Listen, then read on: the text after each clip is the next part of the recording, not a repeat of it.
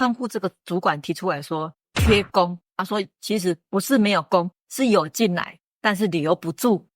我说那为什么很快就走？说尬了一下。我说啊，你都怎么教？哦，我就跟他讲啊，就叫他做啊。口述的对，所以我就顺着那个话往下说，那不然我们来把文件写好嘛。然后他就忽然之间眼睛瞪大，并且他说哦，所以顾问你就是要把我脑袋的 know-how 给挖出来就对了，而且他认为这个 know-how 是他的，不是老板的。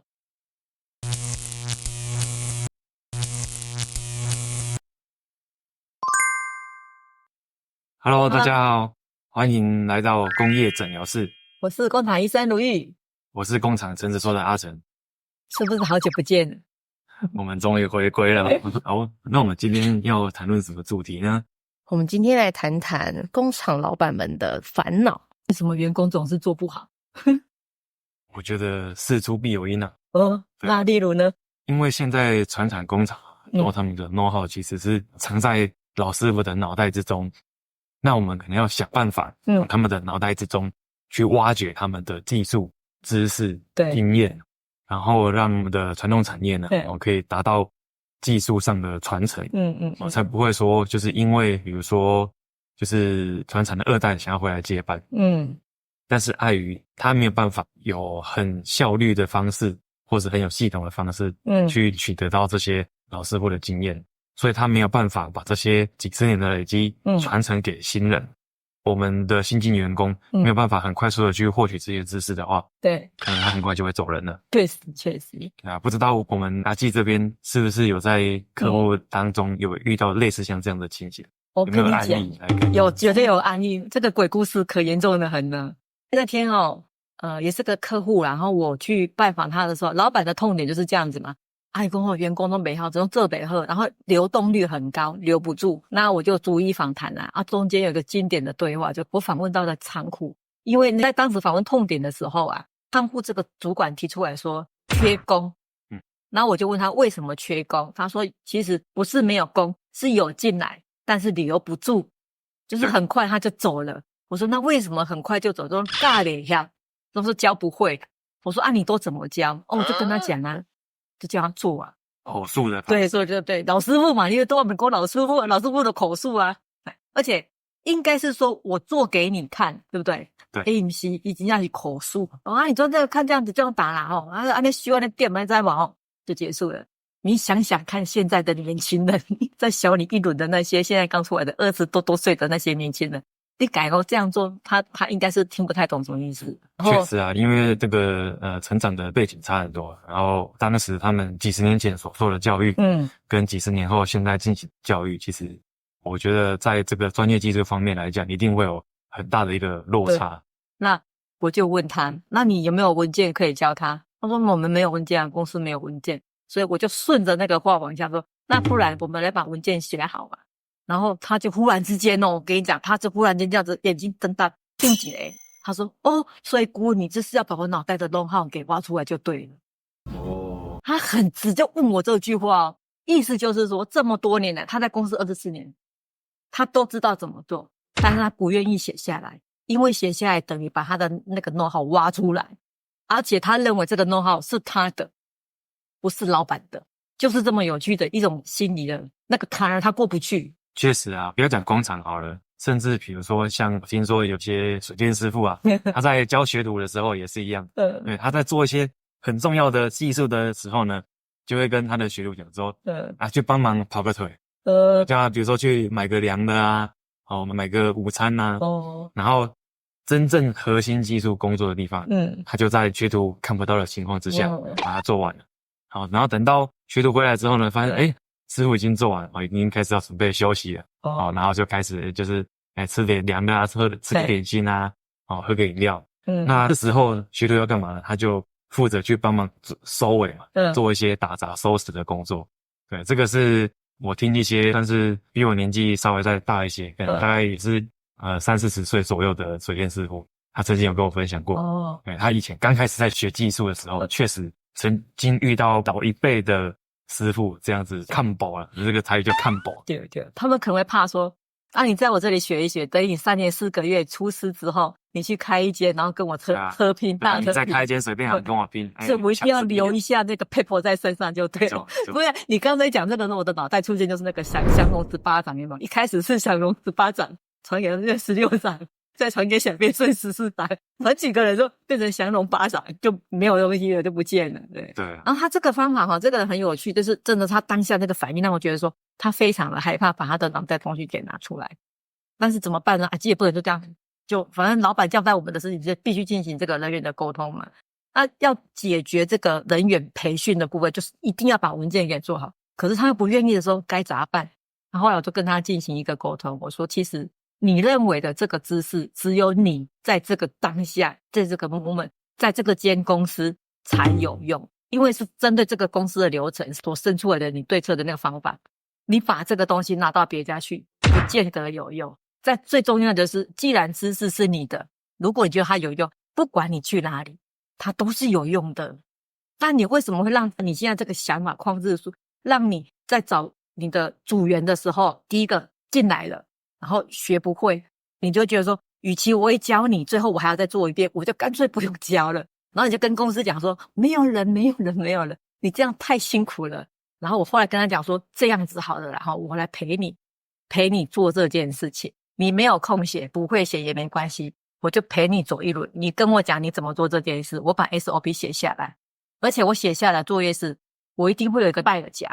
比如说是这样子某某公司的，比如说仓库收料管理作业标准书，我会写上你的名字，编制者谁谁谁，然后就有好多个作业方，然后一放一堆都是你的名字。你在这里24年，当你离开这间公司的时候，这里有你的名字。然后他忽然之间眼睛漏光芒，刚刚是不是这样子，对不对？他忽然之间眼睛漏光芒。我说你在这里的贡献必须让大家都知道，后面的人都知道，能够有这件事是因为你。而且另外一个角度说，我也会帮你跟老板谈，每出完一份的时候，就会在你的薪资上表现不一样。而且其实最重要，写完这些受惠的人基本上就是你，跟我也没关系啊，因为以后人来你就给他这本去收量，东西就看着这样收，你根本也不用讲太多。与其你讲了几百遍，对不对？然后新人可能不一定学得会，对，那倒不如我们给他一个工具书，然后他有问题呢，就先在里面翻一翻，对，他真的遇到在这个文件上面以外的事情呢，我再去问师傅，这样就可以了。然后他又跟我讲说我不会写，我没有办法写。我说没有关系，现在设备很多啊，打开手机你讲一遍我就录起来就好了，你也根本不用写。然后我就把这个档案的名称就称为什么，然后就是这样，编著者是谁谁谁，于什么时候完成。你只要是一个影片，每一个就是你的绩效。所以以后我们会定义你每个月产出一份，然后你的绩效奖金结果这边一个金额在上头，每个月你想领多少钱来自你做多少个，跟我也没关系。而且做越多个，你的伙伴进来都你越好做事啊。对啊。像现在我们公司里面有一些，比如说客户端的程式一些操作作业，那我也蛮常会使用影片的方式，提供给客户。一开始都是用那个文件啊，说弄个简报档啊，或是做个 Word 档，然后转成 PDF 给客户。那我现在也蛮常会使用影片的方式，然后加上因为我们主要是软体嘛，就可以用萤幕录影的方式，然后再加上就是配上字幕。现在还配字幕啊？因为录音有时候可能会不小心卡词要重讲，所以就是萤幕录完之后呢，然后开始就是上一点字幕。那我觉得这个对我们内部有一些重要的知识的传承也非常的好用。对，因为与其让你看很生硬的文件，那倒不如就是我直接用一个步骤一个步骤手把手，直接把这个影片的内容把它给录下来，对，操作内容录下来，然后再加上字幕，你就可以很快的让我们的精进同仁可以去了解到什么系统该怎么操作。对，所以我觉得其实在传统产业其实也是一样，就因为现在大家人手一机嘛，而且甚至是有些人手机呢用的比电脑还要下叫，真的，对吧？现在连手机都可以剪片了。我们其实有机会可以把一些看似很艰涩难懂的东西，当下如果说我们可以透过影音的辅助，把它给录制下来，我觉得这个对企业来讲都是一个很重要的资产。因为对老师傅来讲，他可能今天对这个东西很熟了，所以他其实在不管讲10遍、20遍、100遍，他可能里面中间的精华其实都是差不多雷同的。那如果说我们透过影像的记录，然后直接一次性的就把这些知识给记录下来，对，然后后续我们可以再往后交给我们的行政单位，去帮忙做文书上的处理，不是说影像上面的处理。对，那我觉得其实对于未来企业的留才计划是非常好用的。对啊，因为刚前面原本是提到缺工的部分，但是这样子听下来，其实感觉是人是有在进来的，只是很快就离开了。对，所以留人计划感觉是一个现在的制造业必须要去正视的一个重要的课题。所以其实我说我们要厘清什么才是最重要的事。我们很怕说我们没有把最重要的事给厘清楚，说它就是我最重要的事情，就是觉得本末倒置，或者是说我们因为这个因而导致这个果，我们都在处理这个果，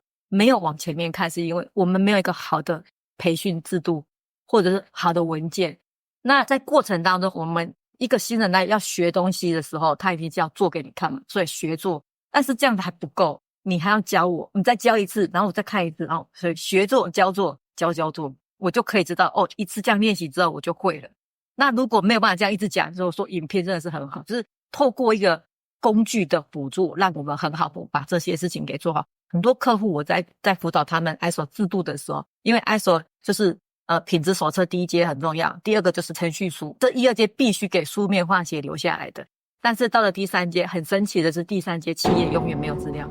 它大概就是设备保养那种会有那个 SOP 的。是，但是你说仓库收料管理那个作业标准没有，仓库检验标准没有，就是那个很细节的是这样没有。但是真正在传承的时候是这些细项。是，那你教他写他就问我用 Word 写还是 PPT 写，又要纠结这件事，其实根本不需要纠结这件事，怎样写怎样好用看得懂最重要。那最后我就跟他讲用影片很方便，现在年轻人都很会用，那这样可以缩短，比如一个人一开始进来可能要3个月，透过这个影片让他旁边学习，他搞不好1个月就会了。你工作短，他那个学习那个成本他也不会遇到说那3个月之后还学不会他就走了，因为你觉得他不会，你就跟他讲说3个月不是要评估吗，评鉴他要不要再留这个人弄不要结果又是自己造成。其实我觉得就这样，如果说一件事情可以好好的做一次，然后这个东西可以反复被利用，那我觉得其实它是一个很值得投资的事情。我就像为什么我们要拍工业诊疗师一样，因为很多的客户会问我们很多疑难杂症的问题，那如果我们把这些内容整理起来，然后使用影片的方式去储存下来，那未来有相关问题的他只要看到这样的影片，他就知道说我的问题大概可以从哪个方向去解决，他不一定要是大老远来跟我们就是求诊。对，因为有些事情其实我们可以上网搜寻一下资料，或是找个影片，那就可以解决的话，那我们就搜寻一下就好了。对，不一定要说就是去找很多不同的顾问来到现场去解决你的问题。对，因为有时候我们会发现一件事情，就是一个问题有可能透过你自己在发问或者是求解答的过程当中，你就找到答案。没错，这个我在我们写程式的时候其实很常发生这种事情。对，但如果就是你只是心中存有疑问，但是未曾主动的去寻找解答，那可能会很难去解决你的问题。对，或者是你指望别人来解决你的问题，可能都有点困难。对，所以我们可以透过，因为现在网络科技是非常的发达，那我们就是尽量把我们的这些知识点呢，都留在网络上面去，让我们广大的制造业的伙伴们呢可以去搜寻。那如果有一天你遇到问题，上网搜寻，看到了我们的影片内容，如果你觉得有解决到你的问题的话，我也非常欢迎在影片下方给我们留言。对，因为这中间也是要跟很多的观众也好，不管你是老板还是你是那个从业的人员，就是好好的分享，因为我们很想在帮这个产业的一些忙。那刚刚回答那个问题就是说好的问题可以引出答案，这就是之前阿成常讲说要问5个为什么，一直问下去就是抽丝剥茧。我们不是看那个果往前找到那个因，真正解决因，这个是治标又治本，不要只处理果，永远只有在治标不治本，那就会一直在这样子的一个无限的循环。那我们今天就谢谢工厂医生、工厂程式说还有音乐科技精辟的分享。如果大家喜欢我们这一期影片的话，欢迎订阅、按赞、开启小铃铛，订起来，拜拜。